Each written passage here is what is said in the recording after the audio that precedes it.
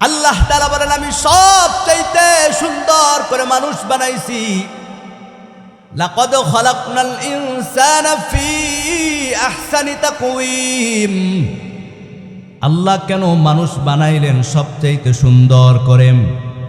অন্য আয়াতের মধ্যে আল্লাহ তাআলা জানাই দেন, ওয়ামা খালাকতুল জিন্না ওয়াল ইনসা ইল্লা লিয়াবুদুন।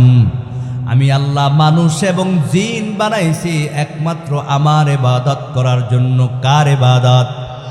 আরো জোরে বলেন। ওই বান্দা আল্লাহর ইবাদত করবে, আল্লাহকে ভালোবাসবে। তবে আল্লাহকে কিভাবে ভালোবাসবে? এ ভাই, যে যাকে চিনে সে তাকে মানে। কথা বলেন ঠিক কিনা? যে যাকে চিনে না সে তাকেও মানেও নাম। এখন যদি স্বাভাবিক সিভিল পোশাকে আপনাদের থানার একজন এসপি সাহেব আইসা যদি ময়দানে বসে, কেউ চিনবেও না তাকে, কেউ সম্মানও করবে না। কিন্তু যখন প্রশাসন নিয়ে আসবে, পোশাক পরে আসবে, ময়দানও তো দূরের কথা, তাকে এখানেও বসতে দেবে না, বাড়িতে নিয়ে যাবে। যে যাকে চিনে সে তাকে মানে। এজন্য আল্লাহকে যে চিনছে সে আল্লাহকে মানে, নবীকে যে চিনছে সে নবীকে মানে, নবীকে মহব্বত করেন।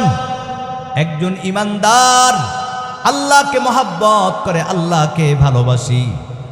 এই ইমানদার দুনিয়ার সমস্ত কিছু ত্যাগ করে শত কষ্টের মধ্যেও, ব্যস্ততার মধ্যে ওই আল্লাহর মহব্বতে বান্দা এক ওয়াক্ত নামাজ কখনো ছাড়ে না। আর যে চিনে না সে মানেও না, আল্লাহর হুকুমও মানে না, নামাজও পড়ে না। কথা বলেন ঠিক কিনা? এজন্য মানতে হলে আগে চিনতে হবে। কিভাবে চিনব রে ভাই? আল্লাহ তাআলা আয়াত নাযিল করে দিলেন, নবী আমার আপনার উম্মতদেরকে শুনাই দেন, আপনার উম্মত যদি আমি আল্লাহকে ভালোবাসতে চায়, মহব্বত করতে চায়, আমি আল্লাহকে চিনতে চায়, ও নবী সে যেন আপনাকে ভালোবাসে, আপনাকে চিনে, আপনাকে মহব্বত করে। আল্লাহু আকবার। কে বলতেছেন? কে? আল্লাহ তাআলা বলতেছেন, বিসমিল্লাহির রহমানির রহিম।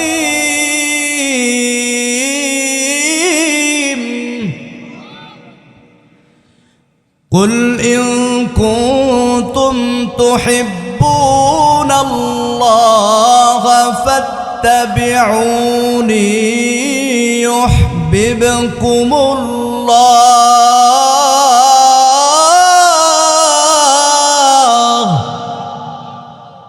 ويغفر لكم ذنوبكم والله غفور رحيم। আল্লাহ তাআলা বলেন, নবী আমার, দোস্ত আমার, হাবিব আমার, কুল নবী আপনি বলে দেন, শুনাই দেন, ইন কুনতুম তুহিব্বুনাল্লাহ, ও নবী আমি আল্লাহকে যদি বান্দা মহব্বত করতে চায়, ভালোবাসতে চায়, ফাত্তাবিউনি ইউহিব্বুকুমুল্লাহ, ও নবী আমার ওই বান্দা যেন আপনাকে মহব্বত করে, আপনাকে ভালোবাসে। কারণ আমি আল্লাহকে যারা ভালোবাসতে চায়, ও নবী আপনি বলে দেন, ফাত্তাবিউনি ইউহিব্বুকুমুল্লাহ, তারা যেন আপনাকে মহব্বত করে, আপনাকে ভালোবাসি। ও নবী যারা আপনাকে মহব্বত করবে, ভালোবাসবে, তারা যেন আমি আল্লাহকে মহব্বত করে ভালোবাসে। বলি সুবহানাল্লাহ। বলে আল্লাহকে ভালোবাসলে লাভ কি? আল্লাহ তাআলা আয়াতের শেষে জানাই দিলেন, ওয়ায়াগফির লাকুম যুনুবাকুম ওয়াল্লাহু গফুরুর রহিম।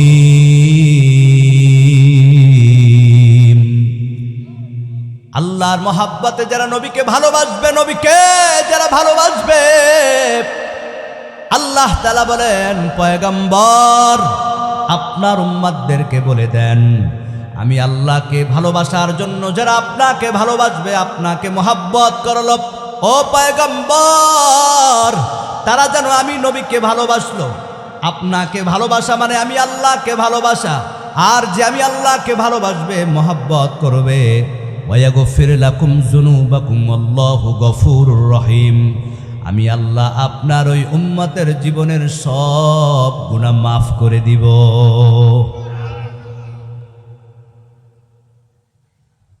আমার ভাইরা, এই জান্নাতের বাগানে আসার তৌফিক দিয়েছেন কে? আরো জোরে বলেন। আসতে পেরে আমরা খুশি না বেজার? কারা কারা খুশি? নারায়ে তাকবীর, নারায়ে তাকবীর। ইচ্ছা থাকলেই কি জান্নাতের বাগানে আসা যায়? বুদ্ধির ধারা আসা যায় না, শক্তির ধারা আসা যায় না। যদি যাইতো, আপনার আমার চাইতে অনেক শক্তিওয়ালা মানুষ বাড়িতে আসে না নাই? আরো জোরে বলেন। শিক্ষার ধারা যদি জান্নাতের বাগানে আসা যাইতো, বহু শিক্ষিত কম্বলের নিচে ঘুমিয়ে আসে না নাই? বোঝা গেল শিক্ষার ধারা, বুদ্ধির ধারা, ক্ষমতার ধারা কোরআনের বাগানে আসা যায় না। ওই মালিক যাদেরকে পছন্দ করেন তাদেরকে বাছাই কইরা আল্লাহর জান্নাতের বাগানে নিয়ে আসেন। আল্লাহু আকবার। এই ময়দানটা, এই জায়গাটা গতদিনকে মাহফিল ছিল, সামনের দিন থাকবে? বলে এটা তো একটা বাড়ির মাঠ, এটা জান্নাতের বাগান হলো কিভাবে? আমার ভাইরা, আজ থেকে ১৫০০ বছর আগে আল্লামা হাসান বসরি বলেন, দুনিয়ার মানুষ রে, আদ-দুনিয়া কওলুহা যুলমাতুন, এই দুনিয়াটা একটা অন্ধকার জায়গা। এই অন্ধকার জায়গার মধ্যে কিছু নুরানি আলোকিত জায়গা আছে। মাজালিসুল কুরআন, মাজালিসুল উলামা, জিক্রুল্লাহ, বাইতুল্লাহ, কোরআনের মজলিস, ওলামায়ে কেরামের মজলিস, জিকিরের মজলিস, আল্লাহর ঘর মসজিদ। এই জায়গাগুলা দুনিয়ার জায়গার মধ্যে, এই জমিনের মধ্যে নুরানি আলোকিত জায়গা। বলি সুবহানাল্লাহ। আমার ভাইরা, আল্লাহর হাবিব সাল্লাল্লাহু আলাইহি ওয়াসাল্লাম বলেন, শরফুল মাকান শরফুল মাকিন, শরফুল মাকিন শরফুল মাকান। ব্যক্তির কারণে জায়গার দাম বেড়ে যায়, আবার জায়গার কারণে ব্যক্তির দাম বেড়ে যায়। হয়তো আপনার আমার প্রশ্ন থাকতে পারে, আমি তো গুনাহগার, আমি জান্নাতের বাগানে ঢুকলাম কিভাবে? এ ভাই, রসূলের পবিত্র জবানের ঘোষণা অনুযায়ী মাজালিসুল কুরআন, মাজালিসুল যিকর, বাইতুল্লাহ, এই জায়গাগুলা দুনিয়ার জমিনের মধ্যে আলোকিত নুরানি জান্নাতের বাগান। জোরে বলি আল্লাহু আকবার। এ ভাই বলেন তো, আল্লাহ জান্নাত বানাইছে কয়টা? আরো জোরে বলেন। আল্লাহ 8টা জান্নাত বানাইছেন। জান্নাতের মধ্যে যারা যাবে তারা জাহান্নামে যাবে না, আবার জাহান্নামের মধ্যে যারা যাবে তারা জান্নাতে ঢুকবে না। নবীজির পবিত্র জবানের ঘোষণা অনুযায়ী এই ময়দানটা এখন জান্নাতের একটা বাগান। বলি সুবহানাল্লাহ। জান্নাতে যেমন জাহান্নামী যাবে না, তেমনি ভাবে রাসূলের জবানের ঘোষণা অনুযায়ী এই মাহফিল ময়দানটা এখন জান্নাতের বাগান। তেমনি ভাবে যতক্ষণ আমরা এই ময়দানের মধ্যে থাকব, ঢোকার পর থেকে শেষ পর্যন্ত আপনি আমি সবাই জান্নাতি মেহমান। বলি সুবহানাল্লাহ, আল্লাহু আকবার। আমার ভাইরা, বলে জান্নাতে যারা যাবে তারা তো পবিত্র, তাদের কোনো গুনাহ থাকবে না। কিন্তু আমি তো অনেক গুনাহ করেছি, আমি অনেক পাপ করেছি। আল্লাহর হাবিব বলেন, শরফুল মাকানি শরফুল মাকিন। ব্যক্তির কারণে জায়গার দাম বেড়ে যায়। শরফুল মাকিন শরফুল মাকান, জায়গার কারণে ব্যক্তির দাম বেড়ে যায়।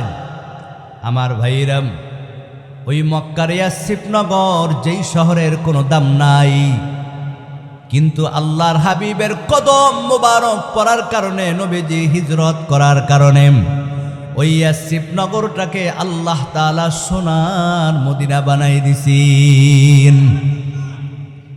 নবীর কারণে জায়গার দাম বেড়ে যায়, শরফুল মাকানে শরফুল মাকিন। তেমনি ভাবে জায়গার কারণে ব্যক্তির দাম বেড়ে যায়। যখন কোন এই সীতারামপুরের কোন মুসলমান আব্দুর রহমান আব্দুর রহিম এখান থেকে যখন আল্লাহ কাবা ঘরের সামনে নিয়ে যায়, বান্দা যখন হজ করতে যায় আল্লাহর ঘরের সামনে ঘুরে ঘুরে তাওয়াফ করে আর আল্লাহকে হাজিরা দেয়, আল্লাহুম্মা লাব্বাইক লা শারীকা লাক লাব্বাইক ইন্নাল হামদা ওয়ান নি'মাতা লাক ওয়াল মুলক লা শারীকা লাক লাব্বাইক। বান্দা ঘুরে ঘুরে তাওয়াফ করে আর বলে, আল্লাহ আমি তোমার গুনাহগার বান্দা হাজির, আল্লাহ তুমি আমাকে মাফ করে দাও। মায়ার নবী বলেন, শরফুল মাকিন শরফুল মাকান। এই গুনাহগার যখন আল্লাহর ঘরের সামনে ঘুরে ঘুরে তাওয়াফ করে হজ করে, আল্লাহ ওই কাবার বরকতে এই গুনাহগারের জীবনের সব গুনাহ মাফ করে দেন। আপনি আমি গুনাহগার, জীবনে অনেক গুনাহ করেছি, অন্যায় করেছি, পাপ করেছি, কিন্তু আজকে যখন এই জুবায়েত ও চূর্ণমলার উদ্যোগে একদিন ব্যাপী ওয়াজ মাহফিলের আয়োজন করা হয়েছে, নিয়ত করে যখন ময়দানের মধ্যে ঢুকছি, আমার ভাইরা মাজালিসুল কুরআন মাজালিসুজ যিকর, কোরআনের মজলিসে ঢোকার কারণে, জিকিরের মজলিসে ঢোকার কারণে, ওলামা ইকরামের মজলিসে ঢোকার কারণে আল্লাহ তাআলা এই মুহূর্তে আপনার আমার গুনাহটাকে স্টপ করে সবাইকে জান্নাতি নিয়ামতের মধ্যে আল্লাহ তাআলা দান করেছেন। তো আসতে পেরে আমাদের লাভ হয়েছে না লস? আর যারা ঘুমিয়ে আছে, অনেক মানুষ চিন্তা করে মাইকের আওয়াজ তো বাড়িতে বসে শোনা যায়, মাহফিল ময়দানে গিয়ে কি লাভ? কথা বলেন ঠিক কিনা? আমার ভাইরা, ময়দানের বরকত কি ময়দানের বাহিরে পাওয়া যায়? যায় না।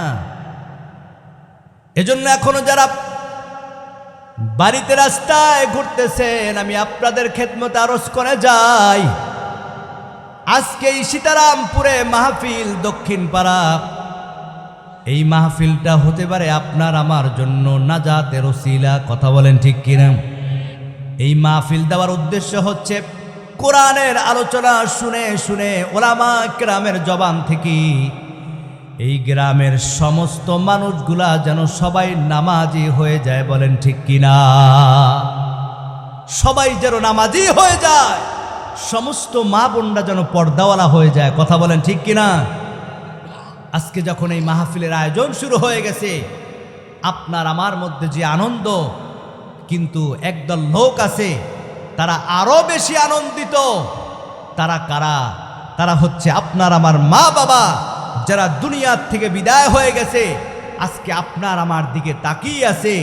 সন্তান মাহফিলে যাচ্ছে, বাবা মাহফিলে যাচ্ছে, ভাই মাহফিলে যাচ্ছে, কোরআন এবং হাদিসের আলোচনা শুনে আমার জন্য কবরে কিছু হাদিয়া পাঠাবে। আল্লাহু আকবার। আজকে সেই কবরবাসীদের নাজাতের উসিলা আজকে এই মাহফিল, আল্লাহ কবুল করুক বলে আমিন। আমার ভাইরা, জন্য আমরা আসতে পেরে খুশি না বেজার? আয়ে মাহফিল ময়দানে আয়ে জান্নাতের মায়া, ও ভাই মাহফিল ময়দানে আয়ে জান্নাতের মায়া। আমলের বন্ধনে দেখো না কি সুন্দর, আমলের বন্ধনে দেখো না কি সুন্দর, এলেমের বিনিময়। আয়ে মাহফিল ময়দানে আয়ে জান্নাতের মায়া, ও ভাই মাহফিল ময়দানে আয়ে জান্নাতের মায়া। জোরে বলি আল্লাহু আকবার। জান্নাতের বাগানে এলে গুনাহ ঝরে যায়, জাহান্নামী হয়েলেও জান্নাতি সে হয়। হইল না? আল্লাহু আকবার। জান্নাতের বাগানে এলে গুনাহ ঝরে যায়, জাহান্নামী হয়েলেও জান্নাতি সে হয়। বলেছেন নবী মুস্তাফা, দেখ না চেয়ে প্রমাণ তাহা, দেখ না চেয়ে প্রমাণ তাহা হাদিসের পাতায়। আয় মাহফিল ময়দানে আয় জান্নাতের মায়ায়, ও ভাই মাহফিল ময়দানে আয় জান্নাতের মায়া। জোরে বলি মারহাবা। কষ্ট হচ্ছে না তো আপনাদের? চলবে ইনশাআল্লাহ। আমার ভাইরা, আমি খুতবার ভিতরে আপনাদের সামনে পবিত্র কালামুল্লাহ থেকে কয়েকটা আয়াত আপনাদের সামনে তেলাওয়াত করেছি। আমার ভাইরা, এর মধ্যে সর্বশেষ যে আয়াতটা তেলাওয়াত করেছি, আল্লাহ পাক রব্বুল আলামিন এই আয়াতটা নাজিল করে নবীর মাধ্যমে তার সমস্ত বান্দাদেরকে আল্লাহ তাআলা একটা মেসেজ দিয়ে দিলেন। আমার ভাইরা, এই দুনিয়াতে আমরা আসছি খালি হাতে, যাব আবার খালি হাতে। আল্লাহ তাআলা একমাত্র আপনাকে আমাকে সৃষ্টি করেছেন ইল্লা লিয়াবুদুন, একমাত্র আল্লাহর গোলামি করার জন্য। আমরা আল্লাহকে ভালোবাসি, নবীকে ভালোবাসি। এই দুনিয়ার মধ্যে আসমানের নিচে জমিনের উপরে একজন মুসলমান, একজন ইমানদার সবচাইতে বেশি যাকে ভালোবাসে তিনি হলেন একমাত্র আমার আল্লাহ। জোরে বলি সুবহানাল্লাহ। যার কারণে বান্দা ওই আল্লাহকে না দেখা, আল্লাহকে না শুইনা, আল্লাহর প্রতি ঈমান আইনা, ওই বান্দা আল্লাহর মহব্বতে বান্দা সকালবেলা ফজরের সময় ঠান্ডা পানি দিয়া অজু কইরা মসজিদে জামাতে হাজির হয়ে যায়। এ ভাই, কার মহব্বতি? আরো জোরে বলেন। ওই আল্লাহকে কি কেউ দেখছে কখনো? না না, কেউ দেখে নাই। কিন্তু বান্দা আল্লাহকে মহব্বত করে, আল্লাহকে ভালোবাসে। যদিও বান্দা আল্লাহর গোলামি না করে, যদিও বান্দা আল্লাহকে না ডাকে, এরপর আল্লাহ বান্দাকে ভালোবাসে।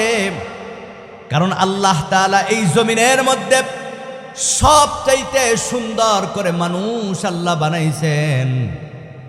আমার ভাইরা, আল্লাহ পাক রব্বুল আলামিন বলেন, খলাকাল ইনসানা মিন সলসালিন কাল ফাখর।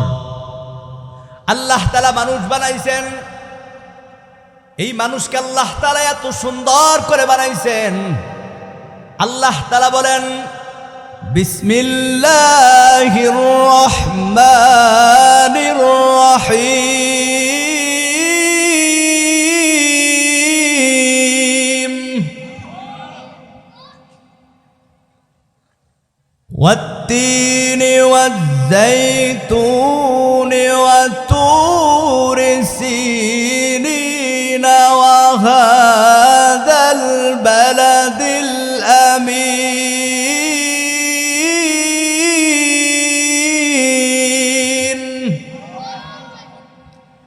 لقد خلقنا الإنسان في أحسن تقويم। জোরে বলি আল্লাহু আকবার। আল্লাহ তাআলা বলেন, আমি সবচেয়ে সুন্দর করে মানুষ বানাইছি। হে যুবক ভাইরা, বৃদ্ধ বাবাজিরা, মা বোনেরা, একটু ভালো করে শোনো। আল্লাহ তাআলা বলেন, আমি সবচেয়ে সুন্দর করে মানুষ বানাইছি।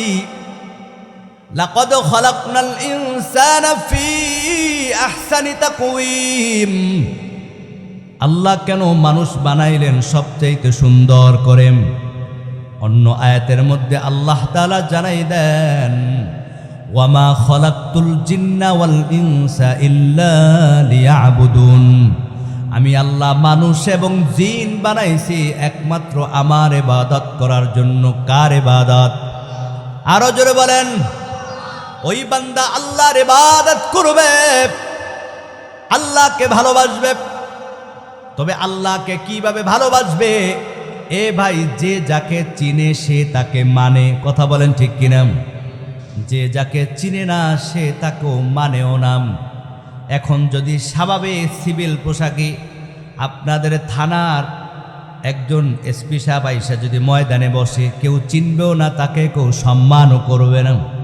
কিন্তু যখন প্রশাসন নিয়ে আসবে, পোশাক পরে আসবে, ময়দানও তো দূরের কথা, তাকে এখানেও বসতে দেবে না, বাড়িতে নিয়ে যাবে। যে যাকে চিনে সে তাকে মানে। এজন্য আল্লাহকে যে চিনছে সে আল্লাহকে মানে, নবীকে যে চিনছে সে নবীকে মানে, নবীকে মহব্বত করেন। একজন ইমানদার আল্লাহকে মহব্বত করে, আল্লাহকে ভালোবাসি। এই ইমানদার দুনিয়ার সমস্ত কিছু ত্যাগ করে শত কষ্টের মধ্যেও, ব্যস্ততার মধ্যে ওই আল্লাহর মহব্বতে বান্দা এক ওয়াক্ত নামাজ কখনো ছাড়ে না। আর যে চিনে না সে মানেও না, আল্লাহর হুকুমও মানে না, নামাজও পড়ে না। কথা বলেন ঠিক কিনা? এজন্য মানতে হলে আগে চিনতে হবে। কিভাবে চিনব রে ভাই? আল্লাহ তাআলা আয়াত নাযিল করে দিলেন, নবী আমার আপনার উম্মতদেরকে শুনাই দেন, আপনার উম্মত যদি আমি আল্লাহকে ভালোবাসতে চায়, মহব্বত করতে চায়, আমি আল্লাহকে চিনতে চায়, ও নবী সে যেন আপনাকে ভালোবাসে, আপনাকে চিনে, আপনাকে মহব্বত করে। আল্লাহু আকবার। কে বলতেছেন? কে? আল্লাহ তাআলা বলতেছেন, বিসমিল্লাহির রহমানির রহিম।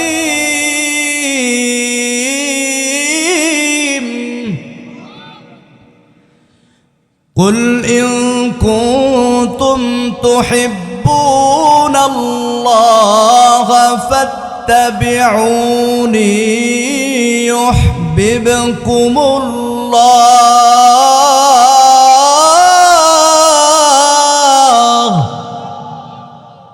ويغفر لكم ذنوبكم والله غفور رحيم। আল্লাহ তাআলা বলেন, নবী আমার, দোস্ত আমার, হাবিব আমার, কুল নবী আপনি বলে দেন, শুনাই দেন, ইন কুনতুম তুহিব্বুনাল্লাহ, ও নবী আমি আল্লাহকে যদি বান্দা মহব্বত করতে চায়, ভালোবাসতে চায়, ফাত্তাবিউনি ইউহিব্বুকুমুল্লাহ, ও নবী আমার ওই বান্দা যেন আপনাকে মহব্বত করে, আপনাকে ভালোবাসে। কারণ আমি আল্লাহকে যারা ভালোবাসতে চায়, ও নবী আপনি বলে দেন, ফাত্তাবিউনি ইউহিব্বুকুমুল্লাহ, তারা যেন আপনাকে মহব্বত করে, আপনাকে ভালোবাসি। ও নবী যারা আপনাকে মহব্বত করবে, ভালোবাসবি, তারা যেন আমি আল্লাহকে মহব্বত করে ভালোবাসে। বলি সুবহানাল্লাহ। বলে আল্লাহকে ভালোবাসলে লাভ কি? আল্লাহ তাআলা আয়াতের শেষে জানাই দিলেন, ওয়ায়াগফির লাকুম যুনুবাকুম ওয়াল্লাহু গফুরুর রহিম। আল্লাহর মহব্বতে যারা নবীকে ভালোবাসবে, নবীকে যারা ভালোবাসবে, আল্লাহ তাআলা বলেন, পয়গম্বর আপনার উম্মতদেরকে বলে দেন, আমি আল্লাহকে ভালোবাসার জন্য যারা আপনাকে ভালোবাসবে, আপনাকে মহব্বত করল, ও পয়গম্বর তারা যেন আমি নবীকে ভালোবাসলো। আপনাকে ভালোবাসা মানে আমি আল্লাহকে ভালোবাসা। আর যে আমি আল্লাহকে ভালোবাসবে, মহব্বত করবে, ওয়ায়াগফির লাকুম যুনুবাকুম আল্লাহু গফুরুর রহিম, আমি আল্লাহ আপনার ওই উম্মতের জীবনের সব গুনাহ মাফ করে দিব।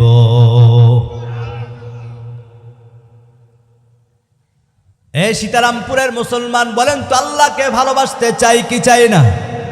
কিভাবে ভালোবাসবো? আল্লাহ তাআলা বলেন, নবী আমার আপনার উম্মতদেরকে বলে দেন তারা যেন আপনাকে মহব্বত করে, আপনাকে ভালোবাসে। বোঝা গেল আল্লাহকে ভালোবাসতে হলে ভালোবাসতে হবে নবীকে। কথা বলেন ঠিক কিনা? নবীকে যে মহব্বত করবে, নবীকে যে ভালোবাসবে, আল্লাহ তাআলা বলেন আমার ওই বান্দার জীবনের সব গুনাহ আমি আল্লাহ মাফ করে দিব। এ ভাই এমন কেউ নাই যে গুনাহ করি নাই রে ভাই। এজন্য আল্লাহর ভালোবাসা ছাড়া, নবীর ভালোবাসা ছাড়া নাজাত পাওয়ার কোনো উপায় নাই। কেমন নবীর উম্মত রে ভাই, যেই নবী দুনিয়াতে আসার পর আপনার আমার কথা ভুলে নাই, যেই নবী এখনো মদিনায় বসে আল্লাহর কাছে আপনার আমার গুনার জন্য দোয়া করতেছেন, যেই নবী কাল কিয়ামতের দিন হাসরের ময়দানে যেই সূর্যটা থাকবে মাথার উপরে, জমিনটা সূর্যের তাপে তামা হয়ে যাবে, গুনাহগার গুলা গলা কাটা মুরগির মতো লাফাতে থাকবে, রহমাতের নবী আমার ওই হাসরের ময়দানে আপনার আমার গুনার জন্য আল্লাহর কাছে নবী আরশের নিচে সিজদার মধ্যে পড়ে যাবেন। আল্লাহর দরবারে ডাক দিয়ে বলে, মালিক আমার গুনাহগার উম্মতগুলোকে আল্লাহ আপনি মাফ করে দেন। নবীজি আল্লাহর দরবারে এমনভাবে সিজদায় পড়ে যাবেন, আমার আল্লাহ তাআলা ওই দিন ঘোষণা করবেন, হাবিব আমার, দুস্ত আমার, আর আপনার কাঁদতে হবে না, সিজদার মধ্যে থাকতে হবে না। ও নবী যান, আপনাকে পারমিশন দিয়া দিলাম, আপনার উম্মতদেরকে আপনি বাছাই কইরা জান্নাতের মধ্যে নিয়ে যান। বুঝে থাকলে বলেন তো, নবীর সুপারিশ ছাড়া ওই দিন কেউ জান্নাতে যাইতে পারবে না রে ভাই না। তবে নবীর সুপারিশ সবাই পাবে না, সবাইকে নবী সুপারিশ করবে না। একমাত্র নবী তাদেরকে সুপারিশ করবে দুনিয়ার জমিনের মধ্যে যারা আল্লাহকে ভালোবাসছে, নবীকে ভালোবাসছে, নবীর আদর্শ অনুযায়ী চলছে। আজকে বাবা তুমি নামাজ পড়ো না, রোজা রাখো না, মিথ্যা বলো, অন্যায় করো, পাপ করো, সাবধান।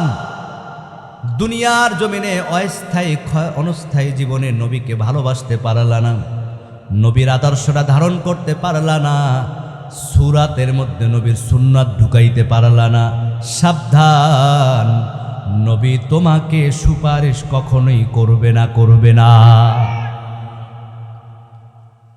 এজন্য নবীকে ভালোবাসতে হবে জীবনের চাইতেও বেশি। হাবিব বলেন, কুল্লু উম্মতি ইয়াদখুলুনাল জান্নাতা ইল্লা মান আবা, কিলা মান আবা, ক্বালা মান আতাআনি দাখালাল জান্নাহ ওয়া মান আসানি ফাকাদ আবা। নবী বলেন, ও সাহাবায়ে কেরাম, আমার ওই উম্মত জান্নাতে যাবে না, আর বাকি সবাই জান্নাতে যাবে। সাহাবায়ে কেরাম, পয়গম্বর, কে জান্নাতে যাবে, কে জান্নাতে যাবে না? আল্লাহর হাবিব বলেন, সাহাবায়ে কেরাম যারা জীবনের চাইতে, পরিবারের চাইতে, দুনিয়ার চাইতে আমি নবীকে মহব্বত করবে, নবীকে ভালোবাসবে, এই উম্মত আমি নবীর সাথে জান্নাতের মধ্যে যাবে। এ ভাই, নবীজি বলে নাই যে বেশি নামাজ পড়বে সে আগে জান্নাতে যাবে, যে হজ করবে আগে জান্নাতে যাবে, যে রোজা রাখবে আগে জান্নাতে যাবে, না না। নবী বলেন, দুনিয়ার চাইতে, পরিবারের চাইতে, নিজের চাইতে আমি নবীকে যে মহব্বত করবে, ভালোবাসবে, ওই উম্মত আমি নবীর সাথে জান্নাতের মধ্যে যাবে। তবে আগে ভালোবাসা, তারপরে নবীর ইবাদত করতে হবে আল্লাহর। এজন্য যে যাকে চিনে সে তাকে মানে। কথা বলেন ঠিক কিনা? আমল দ্বারা জান্নাতে যাওয়া যাবে না রে ভাই, আমল দ্বারা আল্লাহর জান্নাতে ঢোকা যাবে না। তবে দিলের মধ্যে যদি নবীর মহব্বত থাকে, আল্লাহর মহব্বত থাকে, আমল যদি কম হয়, আল্লাহ তাআলা নবীর মহব্বতে বিনা হিসেবে জান্নাত দিয়ে দিবেন। এজন্য অসংখ্য সাহাবীরা আছেন এক ওয়াক্ত নামাজ পড়ে নাই, একটা রোজাও রাখে নাই, একদিনও তেলাওয়াত করে নাই, কিন্তু নবীর মহাব্বতে নবীর ভালোবাসায় বিনা হিসাবে জান্নাতি হয়ে গেছেন। নবী আমার যুদ্ধের ময়দানে কাতার সোজা করতেছেন, এমত অবস্থায় একজন রাখাল দৌড়াই আসছে, ও নবী আমার, আমি যদি এখন কলেমা পড়ি তাহলে আমার জন্য কি দিবেন আপনি হাদিয়া? নবী বলেন, তুমি যদি এখন কলেমা পড়ে মুসলমান হয়ে যাও, আল্লাহ তোমাকে বিনা হিসাবে জান্নাত দান করে দিবেন। তাই নাকি? বলে হাত। ওই রাখাল একটা দৌড় দিছে, তাহলে আমার বকরিগুলা মালিককে বুঝাই দিয়া যায়। রাখাল যখন বকরিগুলা বুঝাই দিতে গেছে, দিক দিয়ে আইসা দেখে যুদ্ধ শুরু হয়ে গেছে। কেমন নবীর মহাব্বত! চিন্তা করে, আমি তো এখন মুসলমান, আমি তো সবে মাত্র নবীর হাতে কলেমা পড়েছি। ওই রাখাল যুদ্ধের ময়দানে শরিক হয়ে গেলেন। এক পর্যায়ে যুদ্ধ যখন শেষ হয়ে যায়, নবীজি দেখতেছেন এইমাত্র কলেমা পড়া সেই সাহাবীও শহীদ হয়ে গেছে। নবীজি সাহাবীর দিকে তাকাইয়া হাসতেছেন, ডাক দিয়ে বলে, সাহাবায়ে কেরাম, জানো এই রাখাল সবে মাত্র কলেমা পড়ে মুসলমান হয়েছে, সবে মাত্র দুনিয়ার থেকে বিদায় হয়ে গেছে, শহীদ হয়েছে। আল্লাহ তাআলা এই রাখালকে দেখে আল্লাহ নিজেও হাসতেছেন। আল্লাহু আকবার। তার কোনো আমল ছিল? নামাজ ছিল? না না রে ভাই, অন্তরের মধ্যে নবীর মহাব্বত ছিল। তবে সাবধান, আবার শুধু মুখে সুন্নি দাবি করলে হবে না, মুখে নবীর আশেক দাবি করলে হবে না। নবীর আশেক যদি দাবি করতে হয়, 5 ওয়াক্ত নামাজ ছাড়া বিকল্প কোনো রাস্তা নাই। এজন্য নবীকে যে যত বেশি মহাব্বত করবে, যে যত বেশি ভালোবাসবে, ওই লোকটা হচ্ছে দুনিয়ার মধ্যে সবচেয়ে দামি। শুধু দুনিয়ার মধ্যে দামি না, সম্মানিত না, আল্লাহ মৃত্যুর পর কিয়ামতের দিন আল্লাহ তাকে সবচাইতে মর্যাদা দান করবেন। খায়রুল কুরুনি সুম্মাল্লাযীনা ইয়ালুনাহুম সুম্মাল্লাযীনা ইয়ালুনাহুম।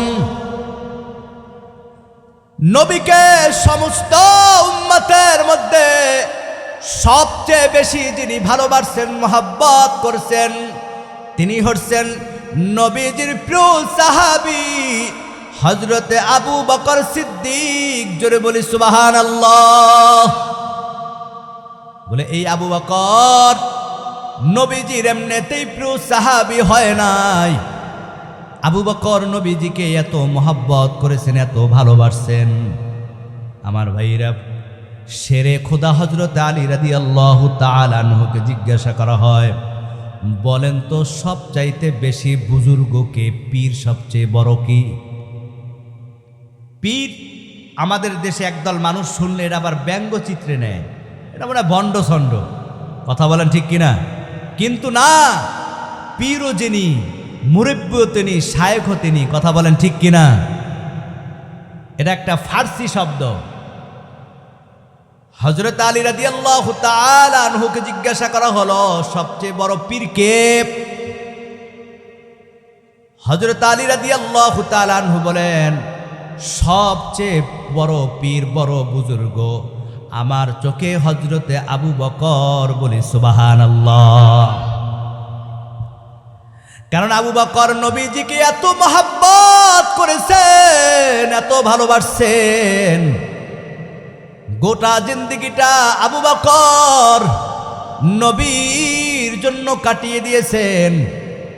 যেই আবু বকর নিজের জীবনের চাইতে, জানের চাইতে নবীকে মহাব্বত করেছেন। কেমন মহাব্বত! আল্লাহর হাবিব সাল্লাল্লাহু আলাইহি ওয়াসাল্লাম যখন ওই মক্কার মধ্যে কলেমার দাওয়াত দেয়, এদিক দিয়া মক্কার কাফের বেঈমান মুশরিকরা নবীজিকে দুনিয়ার থেকে বিদায় করে দেওয়ার জন্য সবাই উঠে পড়ে লাগছে। ওই মক্কার দারুন নদওয়ার মধ্যে আবু জাহেল ঘোষণা করছি, আব্দুল্লাহর বেটা মুহাম্মাদের মাথা যে আয়না দিতে পারবি, এই মক্কার মধ্যে তাকে 100 মোটা তাজা উট তাকে উপহার দেওয়া হবে। বাঁচানোর মালিক কে? ওয়ামা কারু ওয়ামা কারাল্লাহ ওয়াল্লাহু খায়রুল মাকিরিন।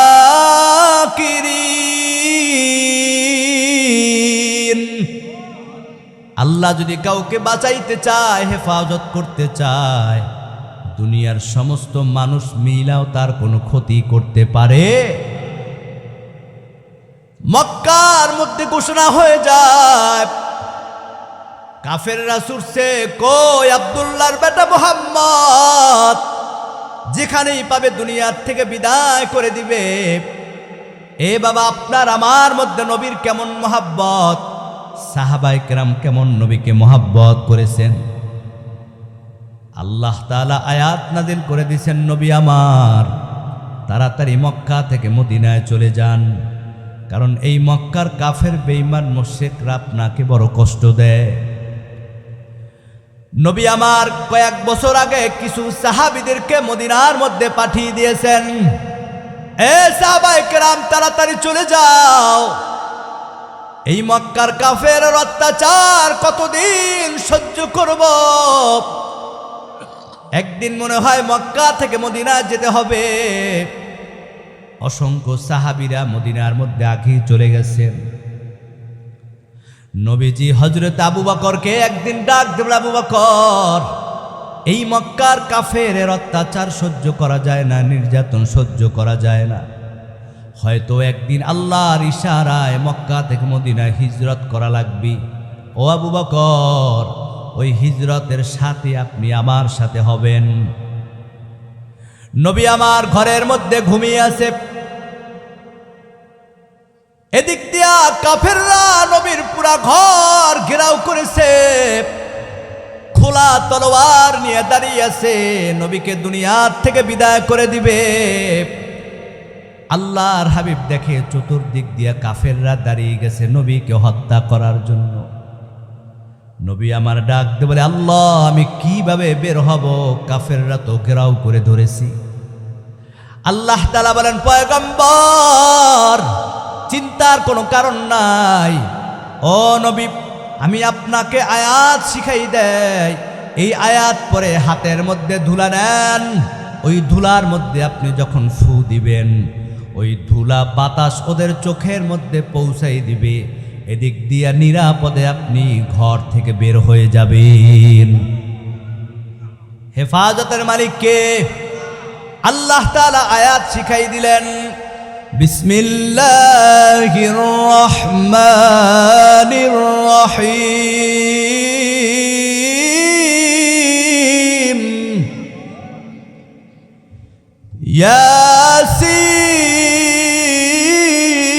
ইয়াসিন ওয়াল কুরআনিল হাকীম,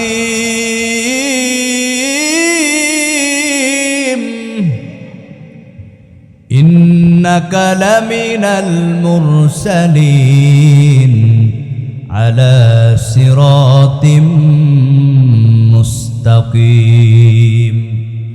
নবী আমার হাতের মধ্যে ধুলা নিলেন, ওই ধুলার মধ্যে আয়াত পড়ে যখন দম দেয়, ওই ধুলাগুলা সমস্ত কাফেরের চোখের মধ্যে চলে যায়। নবী আমার দেখতেছে কাফেররা চোখ ডলে, নবীজি ঘর থেকে নিরাপদে বের হয়ে গেলেন। কিন্তু অন্ধকার রাস্তা, গভীর রাত, কিছুই দেখা যায় না। সিরাত গ্রন্থের মধ্যে লেখা হয়, অন্ধকার রাস্তা, কিন্তু না না না, নবী যখন ঘর থেকে বের হয়, ওই নবীর চেহারার মধ্যে এত আলো, নবীর চেহারার আলোতে গোটা রাস্তা আলোকিত হয়ে যায়। নবী আমার জোরে জোরে কদম দেয় শত্রুর ভয়। হাঁটতে হাঁটতে নবীজি কাবা ঘরের সামনে চলে গেলেন। ডাক দিয়ে বলে, কাবা, মনে বড় আশা, জন্মভূমি কাবা, কলেমার দাওয়াত দিব, ইসলামের দাওয়াত দিব, কিন্তু কাফেরের অত্যাচারে আর থাকতে পারলাম না। এ কাবা, আল্লাহর ইশারায় মদিনায় যাচ্ছি, তবে একদিন ইসলামের পতাকা বিজয় করে, কলেমার পতাকা বিজয় করে এই কাবা তোর সামনে আবার আমি ফিরে আসবো বলি আল্লাহু আকবার। নবী আমার চোখের পানি ফালাইতেছে আর জোরে জোরে কদম দিয়ে হাঁটতেছে। হাঁটতে হাঁটতে হযরতে আবু বকরের দরজার সামনে গিয়ে একটা ডাক দিলেন, আবু বকর। একটা ডাক দেয়া মাত্র ঘরের ভিতর দিয়ে আওয়াজ হয়, পয়গম্বর আমি হাজির, লাব্বাইক ইয়া রাসূলুল্লাহ। আল্লাহর হাবিব ডাক দিয়ে বলে, আবু বকর আপনি কি ঘুমান নাই? এই গভীর রাত একটা ডাক দেওয়া মাত্র আপনি সাড়া দিলেন, হাজির হয়ে গেলেন। আবু বকর চোখের পানি ফালাইয়া ডাক দিয়ে বলে, পয়গম্বর আজ থেকে 6 মাস আগে আপনি বলেছিলেন আমি আপনার হিজরতের সাথী হব। ও পয়গম্বর ওই 6 মাস থেকে আল্লাহর কসম আপনি আমার ঘরের সামনে আসবেন, আমাকে ডাক দিবেন, আর আমি আবু বকর যদি ঘুমিয়ে থাকি আপনার বড় কষ্ট হবে গো নবী। এজন্য এই 6 মাস ধরে একটা রাত বিছনার সাথে পিঠ লাগাই না, প্রতিটা রাত দরজার সাথে দাঁড়িয়ে থাকি, কখন আমার নবী আসবি। ও পয়গম্বর 6 মাস ধরে একটা রাতও ঘুমাই না, প্রতিটা রাত দরজার সাথে হেলান দিয়ে দাঁড়িয়ে থাকি, কখন আমার নবী আসবি। এ বাবা কেমন নবীর প্রতি মহব্বত, কেমন ভালোবাসা। আজকে আপনি আমি ওই নবীর উম্মত হওয়ার পর নবীর সুন্নাতটা ধারণ করতে পারলাম না, নবীর আদর্শ ধারণ করতে পারলাম না। বলেন তো কিভাবে নবী আপনাকে আমাকে সুপারিশ করবে? আবু বকর চোখের পানি ফালাইয়া ডাক দিয়ে বলে, পয়গম্বর আমি একা শুধু ঘুমাই নাই তা না, ও নবী আমার মেয়ে প্রতিটা দিন নাস্তা বানাইয়া বসে থাকে, কখন নবী আসবে, নবীর পথে সফরের জন্য নাস্তা তৈরি করে দিবি। ও নবী একটা রাত আমার মেয়েটাও ঘুমায় না, প্রতিটা রাত আপনার সফরের জন্য নাস্তা বানাইয়া বসে থাকি। ও নবী শুধু মেয়েটাও ঘুমায় না, আপনার সফরের জন্য একটা উট কিনেছি। ও নবী যেই দিন থেকে উট কিনছি ওই দিন থেকে উটটাও ঘুমায় না, প্রতিটা রাত রাস্তার দিকে তাকিয়ে থাকে, কখন নবী আসবে। ও নবী উটটাও ঘুমায় না, আপনার দিকে তাকিয়ে। আল্লাহর হাবিব বলে, তাড়াতাড়ি চলো। আবু বকরকে নিয়ে নবীজি হাঁটতেছেন, মদিনার দিকে যাইতেছেন। আবু বকর একবার নবীজির সামনে যায় আর একবার পিছনে যায়। আল্লাহর হাবিব ডাক দিয়ে বলে, আবু বকর কেন আপনি এইভাবে সামনে যান পিছনে যান? আবু বকর ডাক দিয়ে বলে, ইয়া রাসূলুল্লাহ, ইয়া হাবিবাল্লাহ, আমি যখন সামনে যাই আমার মনে হয় পিছন দিক দিয়া শত্রু না জানি আপনাকে আঘাত করে গো নবী, এজন্য আমি আবার পাগলের মতো পিছনে চলে আসি। যখন আমি পিছনে আসি আমার মনে হয় ডান দিক দিয়া না জানি আপনাকে তীরের আঘাত আসে, এজন্য আবার ডানে যাই বামে যাই, কারণ আমি আবু বকর থাকতে আপনার শরীরে আঘাত পড়বে, আমি আবু বকর সহ্য করতে পারবো না গো নবী। এইভাবে হাঁটতে হাঁটতে হাঁটতে এক পর্যায়ে নবীজি গিয়ে একটা গুহার মধ্যে আবু বকরকে নিয়ে গেলেন। আবু বকর ডাক দিয়ে নবী একটু দাঁড়ান, আমি দেখি গুহার মধ্যে কোনো শত্রু আছে কিনা, কোনো পোকামাকড় আছে কিনা, গুহাটা একটু পরিষ্কার করে নি। আবু বকর গুহার মধ্যে গিয়া গুহাটা পরিষ্কার করলেন। এবার ডাক দিয়ে নবী আসেন, গুহার মধ্যে চলে আসেন। নবীজি যখন গুহার মধ্যে চলে গেলেন, আবু বকর দেখতেছে গুহার মধ্যে অনেক ছিদ্র দেখা যায়। মনে মনে ভাবলেন গুহার এই ছিদ্রের মধ্যে না জানি কোনো সাপ বিচ্ছু আছে, নবীকে আঘাত করলে নবীর বড় কষ্ট হবে। আবু বকরের কাঁধের মধ্যে একটা চাদর ছিল, পাগড়ি ছিল। এই পাগড়িটা ছিঁড়ে ছিঁড়ে আবু বকর সমস্ত গুহার ছিদ্রগুলা বন্ধ করে। একটা ছিদ্র বাকি ছিল, কাপড় শেষ হয়ে গেছে। আবু বকর পার গোড়ালি দিয়ে ছিদ্রটা চেপে ধরছে, পাটা সোজা করে দিছে, ডাক দিয়ে বলে, পয়গম্বর অনেক কষ্ট করেছেন, আমার হাঁটুর মধ্যে উরুর মধ্যে একটু মাথা দিয়ে শোন। নবী আমার আবু বকরের পায়ের মধ্যে উরুর মধ্যে একটু ঘুম পড়ে গেলেন। এদিক দিয়ে ওই গুহার ছিদ্রের মধ্যে ছিল একটা সাপ, বারবার আবু বকরের পায়ের মধ্যে আঘাত করে। আবু বকর ভয় পাইলেন, আমার যত কষ্ট হোক না কেন, যদি আমি পা সরাই এই সাপ নবীকে আঘাত করতে পারে। আবু বকর পা সরায় না। এক পর্যায়ে বিষাক্ত সাপ আবু বকরের পায়ের মধ্যে যখন কামড় দিয়ে ধরে বসছে,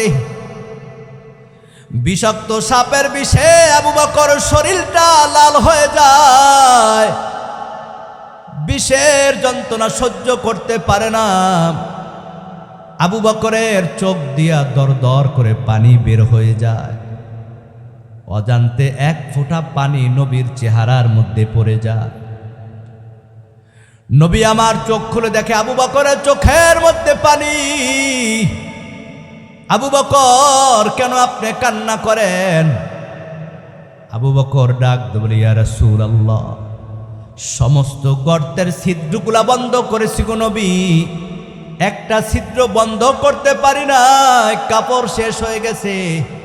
এই ছিদ্রটার মধ্যে আমার পা দিয়া চেপে ধরছি, এই ছিদ্রটার মধ্যে একটা সাপ বারবার আমার পায়ে আঘাত করি। ও নবী, আমি পাটা সরাই না, কারণ সাপ যদি আপনাকে আঘাত করে আপনার বড় কষ্ট হবে। আল্লাহর হাবিব ডাক দিয়ে বলে, পা সরাই দাও, হে সাপ তাড়াতাড়ি বের হয়ে আয়। ওই গর্তর মধ্যে দানবের মতো একটা সাপ বের হয়ে যায়। এবার আল্লাহর হাবিব ডাক দিয়ে বলে, সাপ কেন তুমি আঘাত করেছো? আমার ভাইরা, ওই সাপ আল্লাহর দরবারে ডাক দিয়ে বলে, আল্লাহ আমার জবানটা খুলে দাও, তোমার পয়গম্বরের সাথে কথা বলতে চাই। এ যুবক ভাইরা, মা বোনেরা, একটু ভালো করে শোনো, কেমন নবীর মোহাব্বত, কেমন নবীর ভালোবাসা। এবার সাপের জবান খুলে যায়। সাপ ডাক দিয়ে বলে, ইয়া রাসূলুল্লাহ, আজ থেকে 100 বছর পূর্বে, ও নবী, পূর্বের ইনজিল কিতাবের যখন দর্শ হয়, আমি যখন পাশ দিয়ে যাইতেছি, আমি শুনতেছিলাম আখির নবী মক্কা থেকে মদিনার মধ্যে হিজরত করবেন। ওই হিজরতের সময় এই গুহার মধ্যে নবীজি আগমন করবেন। ও নবী আমার, আপনাকে এক নজর দেখার জন্য আমি পাগলের মতো ছুটতেছি। ওই দিন থেকে আমি গুহার মধ্যে আছি। আমার দিলের মধ্যে বড় মোহাব্বত, বড় ভালোবাসা আপনার জন্য। সাপ বলতেছে, নবী আমার দিলের মধ্যে বড় ভালোবাসা আপনার জন্য, এক নজর দেখব বলে আমি বছর বছর ধরে 100 বছর পর্যন্ত গুহার মধ্যে অপেক্ষায়। আপনি গুহার মধ্যে আসবেন। ও নবী, বেয়াদবি মাফ করে দেন, আমি 100 বছর ধরে গুহার মধ্যে আছি। প্রতিটা দিন আমি তাকিয়ে থাকি কখন রহমতের নবী আসবে। কিন্তু আজকে যখন অপেক্ষার দিন শেষ হয়ে যায়, আপনি যখন গুহার মধ্যে ঢুকছেন, ও নবী, আমি আপনাকে দেখার জন্য পাগলের মতো হয়ে গেছি। কিন্তু আপনার আবু বকর সমস্ত ছিদ্রগুলা বন্ধ করে দেয়। একটা ছিদ্র ছিল, তাও আবু বকর পা দ্বারা চেপে ধরছে। ও নবী, আবু বকরকে কামড় দেওয়া আমার উদ্দেশ্য ছিল না। আমার উদ্দেশ্য ছিল এক নজর আপনার নুরানি চেহারাটাকে দেখব। কিন্তু নবী, আজকে যদি আপনাকে দেখতে না পারি আর দেখার সুযোগ হবে না। এজন্য আবু বকরের পায়ের মধ্যে বারবার আমি সংকেত দেই, আবু বকর যেন পাটা সরাই দেয়। কিন্তু আবু বকর আপনার পাগল, আবু বকরও পা সরায় না আপনার মহব্বতে গো নবী। কিন্তু আমিও আপনাকে দেখতে চাই। এক পর্যায়ে আবু বকর যখন পা সরায় না, আমি সিদ্ধান্ত নিলাম, যদি আবু বকরের পায়ের মধ্যে আমার কামড় দিয়া বিষ দিতেও হয়, তারপরও এক নজরের জন্য আমার মায়ার নবীকে আমি দেখতে চাই। আল্লাহর হাবিব এই কথা শোনার পর বলে, যাও তুমি চলে যাও। আল্লাহর হাবিবের জবান থেকে একটু লালা যখন আবু বকরের পায়ের মধ্যে দিলেন, সাথে সাথে আবু বকরের বিষের ব্যথা ভালো হয়ে যায়। কেমন নবীর প্রতি মহব্বত! যেই আবু বকর গোটা জিন্দেগিটা নবীর জন্য কাটিয়ে দিয়েছেন, যেই আবু বকর গোটা জিন্দেগিটা নবীকে মহব্বত করেছেন, নবীকে ভালোবাসছেন। ও মুসলমান, আজকে আপনি আমি মুসলমান দাবি করি, সুন্নত মানি না, সুন্নি দাবি করি, নবীর আদর্শ মানি না। এই মুখের স্লোগানে কোনো কাজ হবে না রে ভাই। কাল কিয়ামতের দিন যদি আল্লাহর হাবিবের সুপারিশ পাইতে হয়, ওই নবীর সুন্নত না মানা পর্যন্ত জান্নাতে ঢোকা সম্ভব হবে না। এজন্য আল্লাহ তাআলা আয়াত নাজিল করে জানাই দিলেন, বিসমিল্লাহির রহমানির রহিম। কুল ইন কুনতুম তুহিব্বুনাল্লাহা ফাত্তাবিউনি ইউহিব্বুকুমুল্লাহ ওয়া ইয়াগফির লাকুম যুনুবাকুম ওয়াল্লাহু গফুরুর রহিম। এ বাবা জিরা, আল্লাহকে যদি ভালোবাসতে হয়, আল্লাহকে যদি মহব্বত করতে হয়, আল্লাহ তাআলা বলেন, ফাত্তাবিউনি ইউহিব্বুকুমুল্লাহ। এ বান্দা, আমার নবীকে মহব্বত করো, নবীকে ভালোবাসো। কে বলতেছেন? আরো জোরে বলেন। আল্লাহ বলে, বান্দা, আমি আল্লাহকে যদি ভালোবাসতে চাও, ফাত্তাবিউনি ইউহিব্বুকুমুল্লাহ, আমার নবীকে ভালোবাসো, আমার নবীকে মহব্বত করো। মায়ার নবী বলেন, মান আহাব্বা সুন্নতি ফাকাদ আহাব্বানি ওয়া মান আহাব্বানি কানা মাই ফিল জান্নাহ। হে আমার উম্মত, আমি নবীকে যদি ভালোবাসতে চাও, নবীকে যদি মহব্বত করতে চাও, এ যুবক ভাইরা আমার একটু ভালো করে শোনো। মায়ার নবী বলেন, আমি নবীকে যদি ভালোবাসতে চাও, মান আহাব্বা সুন্নতি ফাকাদ আহাব্বানি, সে যেন আমার সুন্নতকে মহব্বত করে ভালোবাসি। ওয়া মান আহাব্বানি কানা মাই ফিল জান্নাহ, আর যে আমার সুন্নতগুলাকে মহব্বত করবে, ভালোবাসবে, কাল কিয়ামতের দিন আমি নবীর সাথে সে জান্নাতের মধ্যে থাকবে। এই সীতারামপুরের মুসলমান বলেন তো, আল্লাহকে ভালোবাসতে হলে ভালোবাসতে হবে কাকে? আরো জোরে বলেন। নবীকে ভালোবাসতে হলে ভালোবাসতে হবে নবীর সুন্নত। কথা বলেন ঠিক কিনা?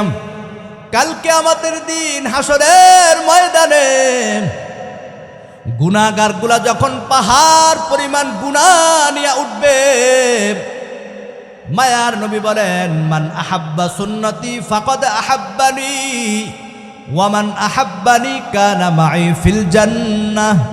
যে আমার সুন্নাতকে মহাব্বত করলো, যে আমার সুন্নাতকে ভালোবাসলো, ওয়ামান আহাব্বানি কানা মাই ফিল জান্নাহ, ওই উম্মত কাল কিয়ামতের দিন আমি নবীর সাথে জান্নাতের মধ্যে থাকবি। এবার বুঝে আসলে বলেন, নবীর সুপারিশ ছাড়া জান্নাতে যাওয়া যাবে? আরো জোরে বলেন।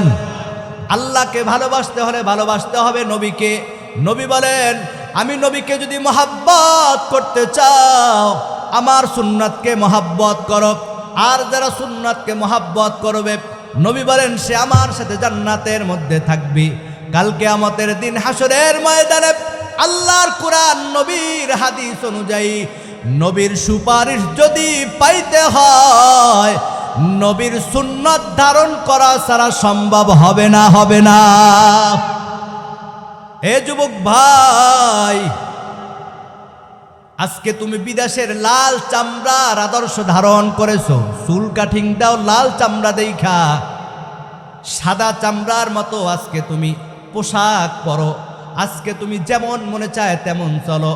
নবীর সুন্নাত মানো না, দাড়ি রাখো না, নামাজ পড়ো না, মা বাবার সাথে খারাপ ব্যবহার করো, মুরব্বীদের সাথে খারাপ ব্যবহার করো, সারাটা দিন মোবাইলে নাটক সিনেমা দেখতে দেখতে কাটিয়ে যায়। মালাকুল মউত যদি রাত্রবেলা তোমার দরজা হাজির হয়ে যায়, আল্লাহর জাহান্নাম ছাড়া তোমার কোনো উপায় হবে না, হবে না। এ ভাই, আজকে আপনি আমি মুসলমান দাবি করি, ইমানদার দাবি করি, অথচ নামাজ পড়ি না, রোজা রাখি না, আল্লাহর হুকুম মানি না। বলেন তো, এই মুসলমানের কোনো দাম আছে? দাম আছে? কোনো দাম নাই রে ভাই। যে যাকে চিনে সে তাকে মানে, যে যাকে চিনে না সে তাকেও মানে না। এজন্য আল্লাহকে যদি পাইতে হয়, ভালোবাসতে হবে কাকে? আরো জোরে বলেন। তুমি সরাসরি মাওলার কাছে লাইন ক্লিয়ার পাইবা না, যদি মাঝখানে না থাকে শাহে মদিনা। আল্লাহু আকবার। তুমি সরাসরি মাওলার কাছে লাইন ক্লিয়ার পাইবা না, যদি মাঝখানে না থাকে শাহে মদিনা। আল্লাহর খুশি যে পাওয়া যায় নবীর ভালোবাসায়, রাসূলের ভালোবাসা। তোমায় ভালোবাসি নবী গো, তোমায় ভালোবাসি নবী, ওই আল্লাহকে পাওয়ার আশায়। আল্লাহর খুশি যে পাওয়া যায় নবীর ভালোবাসায়, রাসূলের ভালোবাসা। জোরে বলেন মারহাবা। নবীকে ভালোবাসতে চাই কি চাই না? জীবন দিয়ে ভালোবাসি নবী তোমাকে, জীবন দিয়ে ভালোবাসি নবী তোমাকে। নাও গো দয়াল নবী রোজা পাকে, জীবন দিয়ে ভালোবাসি নবী তোমাকে। ইয়া রাসূলুল্লাহ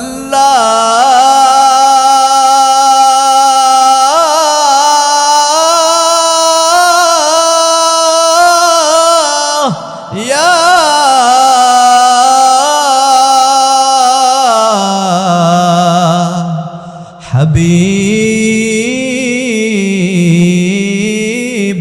হাবিবাল্লাহ, কবে যাব রওজা তোমার, দিব কবে সালাম,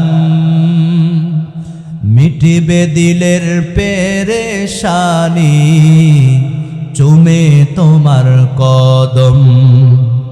ওই নুরানি বদন খানি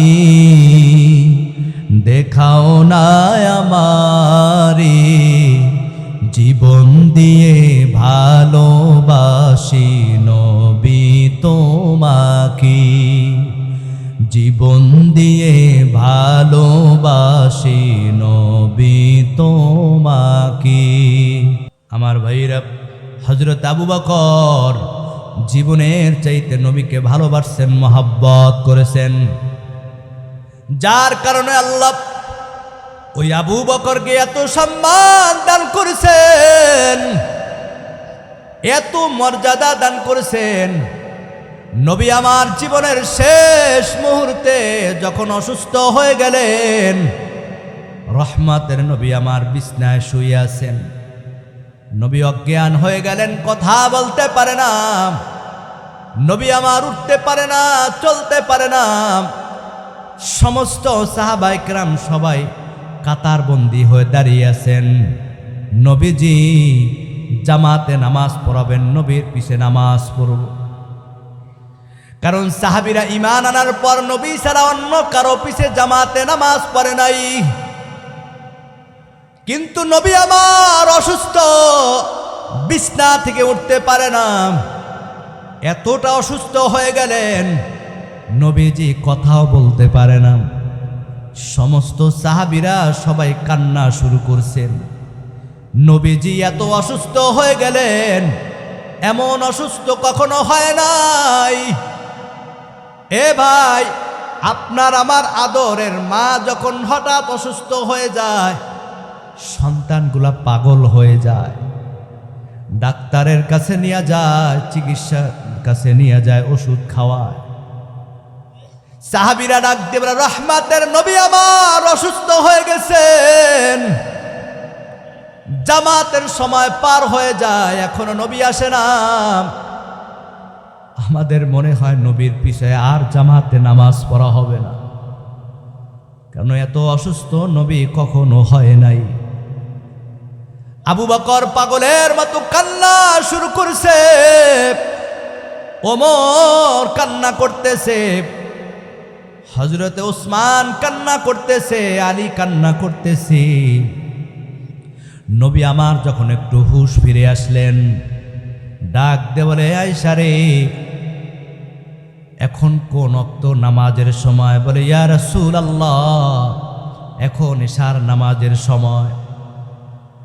আল্লাহর হাবিব ডাক দিয়ে বলে, আয়েশা রে, আমি এত অসুস্থ, এমন অসুস্থ কখনো হই নাই। এ আয়েশা রে, আমার শরীরটা খুব ক্লান্ত লাগতেছে, আমার বড় কষ্ট হচ্ছে।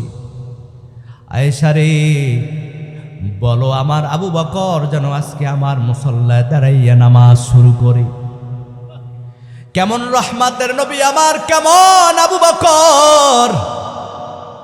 নবীজি সমস্ত সাহাবীদের মধ্যে একমাত্র আবু বকরকে নবীর মুসল্লায় দাঁড়াইয়া নামাজ পড়ার ঘোষণা দিয়েছেন।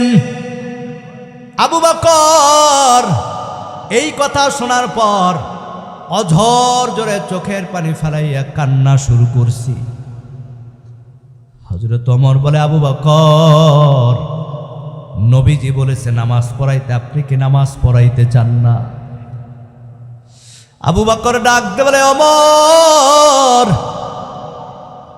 নবী আমাকে নামাজ পড়াইতে বলছে, আমার বড় খুশনসিব, কারণ নবীর মুসল্লায় দাঁড়াইয়া আমি নামাজ পড়ব, আমি বড় ভাগ্যবান। কিন্তু ওমর, আমি এর জন্য কান্না করি না, এর জন্য আমি পেরেশান না। রহমতের নবী আমার, নবীর মুসল্লায় আজকে আমি যখন দাঁড়াইয়া নামাজ পড়াবো, আমার মনে হয় রহমতের নবী আর এই মুসল্লায় দাঁড়ানোর সুযোগ হবে না। নবী এত অসুস্থ হয়ে গেলেন। কেমন সাহাবী আবু বকর, যেই আবু বকরকে আল্লাহ নবীর মহাব্বতে, নবীর ভালোবাসায় আল্লাহ তাআলা 10 জন সাহাবীদেরকে দুনিয়ার জমিনের মধ্যে ওপেন জান্নাতের টিকিট দিয়েছেন। এর মধ্যে সর্বপ্রথম আল্লাহ নবীর সাহাবী হযরতে আবু বকরকে জান্নাতের ঘোষণা দিয়েছেন। কেমন আবু বকর, যেই আবু বকরকে আল্লাহ তাআলা জানাই দিয়েছেন, পয়গম্বর, আপনি আপনার আবু বকরের খুশি হয়ে গেছেন। ও নবী, আমি আপনার আবু বকরের উপর খুশি হয়ে গেলাম, যে আবু বকর গোটা জিন্দিগিটা নবীর সাথে কাটাইছেন। মৃত্যুর পর মায়ার নবী বলেন, আমার সাথে আমার আবু বকরের কবরটা সবাই দিয়া দিবা। শুধু দুনিয়াতেই নবীর পাশে ছিল না, মৃত্যুর পরও নবীর পাশে। নবীজি বলেন, মৃত্যুর পর জান্নাতের মধ্যে হযরত আবু বকর আমার সঙ্গী হয়ে যাবে। আরো জোরে বলি আল্লাহু আকবার। আমার ভাইরা, এগুলা ভালোবাসার দ্বারা হয়েছে, গর্বের জোরে হয় নাই, ক্ষমতার জোরে হয় নাই। এজন্য নবীর মোহাব্বত যার দিলের মধ্যে যত বেশি থাকবে, আল্লাহ দুনিয়াতেও তাকে সম্মান দান করবেন, মৃত্যুর পরেও তাকে সম্মান দিবেন। আল্লাহু আকবার। নবীকে ভালোবাসতে চাই কি চাই না? আল্লাহকে ভালোবাসতে চাই কি চাই না? আল্লাহকে কিভাবে ভালোবাসবো?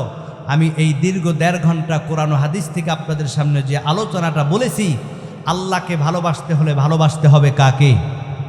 আরো জোরে বলেন। নবীকে ভালোবাসতে হলে ভালোবাসতে হবে কি? নবীর সুন্নত। আর সুন্নত যার মধ্যে যত বেশি থাকবে, নবীজি তাকে কাল কিয়ামতের দিন হাসরের ময়দানে সুপারিশ কইরা ওমান আহাব্বানি কানা মাই ফিল জান্নাহ, নবী তাকে জান্নাতের মধ্যে নিয়ে যাবেন। নবীর সুন্নত মানতে চাই কি চাই না? আল্লাহ তাআলা আমাদের সকলকে বাকি জিন্দেগি নবীর সুন্নাত তরিকায় জীবন চালানোর তৌফিক দান করুক, আমিন। আমার ভাইরা, যতটুকু আলোচনা করছি, আল্লাহ আমাকে সহ সকলকে আমল করার তৌফিক দান করুক, আমিন।